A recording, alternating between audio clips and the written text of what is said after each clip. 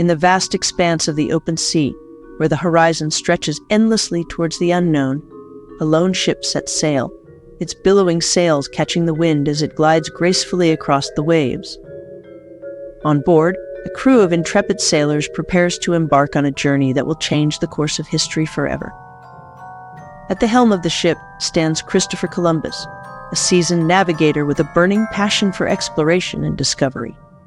With eyes alight with determination and ambition, he gazes out across the endless expanse of the ocean, his mind filled with dreams of adventure and glory. As the ship cuts through the water, leaving a trail of foamy white wake in its wake, Christopher Columbus and his crew embark on a voyage into the unknown, driven by a thirst for knowledge and a desire to uncover the secrets that lie beyond the horizon. But little do they know that their journey will lead them not only to the shores of a new world, but also to the very edges of their own imagination. For Christopher Columbus is about to experience something beyond his wildest dreams, something that will challenge his perceptions of reality and reshape the course of history in ways he never could have imagined.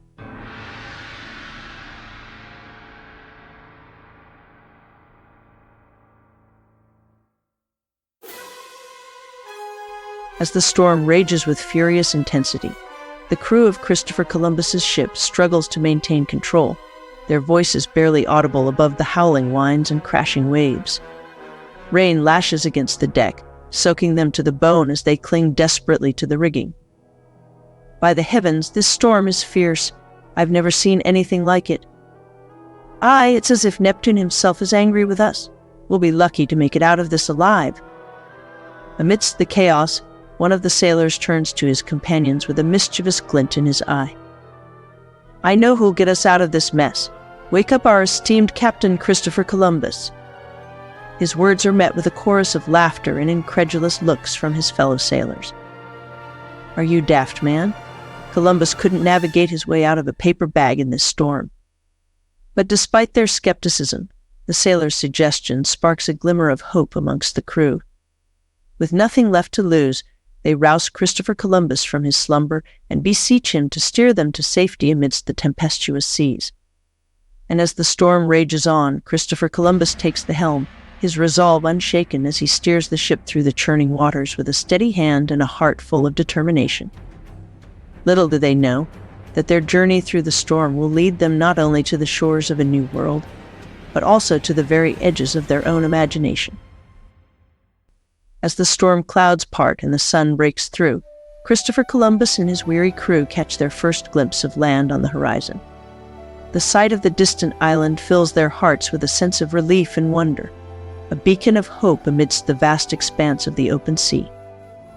Look there, my friends, land ho!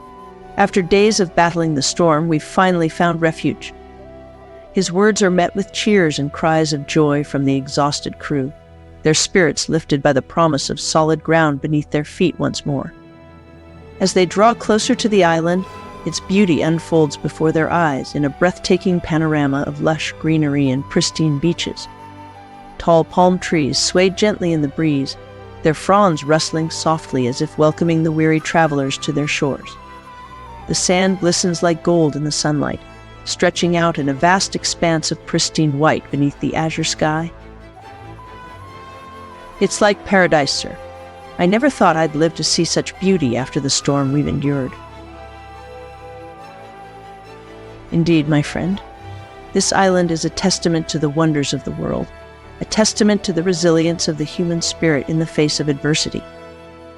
As they anchor the ship and prepare to make landfall, Christopher Columbus and his crew share a moment of quiet reflection amidst the splendor of their surroundings. This island may be just the beginning of our journey, but it is a reminder that even in our darkest moments, there is always hope. Let us embrace this newfound land with open hearts and minds, for who knows what wonders await us beyond the horizon. With a renewed sense of purpose and determination, Christopher Columbus and his crew set foot on the shores of the island, ready to embark on the next chapter of their epic voyage of discovery. And as they explore its hidden treasures and untold mysteries, they can't help but feel that they are on the brink of something truly extraordinary. As the sun begins its descent towards the horizon, casting long shadows across the deck of the ship. Christopher Columbus's keen eyes catch sight of something peculiar on the distant shores of the island they've discovered. His brow furrows in confusion and concern as he observes the landscape, a nagging feeling of unease gnawing at his gut. There's something off about this place. It's as if we don't belong here. The crew, weary from their long journey and eager for respite on solid ground, exchange puzzled glances at their captain's cryptic words. "What do you mean, Captain? We've finally found land after weeks at sea. This is cause for celebration, not doubt." The captain must be seeing things after all that time on the ocean. Let's not start imagining dangers where there are none. But Christopher Columbus can't shake the feeling of disquiet that hangs heavy in the air. As they draw nearer to the island, he notices subtle anomalies, strange shadows that seem to move of their own accord, whispers carried on the wind that sound like faint echoes of voices long forgotten. I know it sounds mad, but I can't shake the feeling that we shouldn't have set sail in the first place. There's something about this island, something unnatural. The crew exchanges uneasy glances, their unease mirroring that of their captain. As they prepare to make landfall, a sense of foreboding settles over the ship like a shroud, casting a pall over their long-awaited arrival on the shores of this mysterious new land. And in the gathering darkness, Christopher Columbus can't help but wonder if they've stumbled upon something far more sinister than they ever could have imagined. As the grotesque figure emerges from the shadows of the beach, its mutilated form twisted and contorted in a grotesque parody of humanity, fear grips the hearts of Christopher Columbus and his crew like icy tendrils. Gods above, what is that thing? I don't know, and I don't want to stick around to find out. Back to the ship, quickly. Hurry, men. We must make sail at once. The crew scrambles frantically, their hearts pounding in their chests as they race back to the safety of their ship, the sounds of their footfalls drowned out by the pounding of their own hearts and the blood-curdling screams of the creature that pursues them. Faster, lads. We must put distance between us and that abomination. I've never seen anything like it. What foul magic has brought such a monstrosity to life? It matters not. All that matters is that we escape this cursed island before it claims us all. With every ounce of strength and determination they possess, Christopher Columbus and his crew throw themselves into their work, unfurling sails and manning the oars with a frenzy born of desperation. And as their ship cuts through the churning waters, leaving the nightmare of the island behind them, they can only pray that they have escaped the clutches of whatever dark force lurks within its shores. As the ship races through the tempestuous seas, the crew's frantic efforts to escape the clutches of the grotesque creature seem futile. Suddenly, with a bone-chilling screech, the abomination lurches onto the deck, its twisted form contorting in the eerie glow of the moonlight.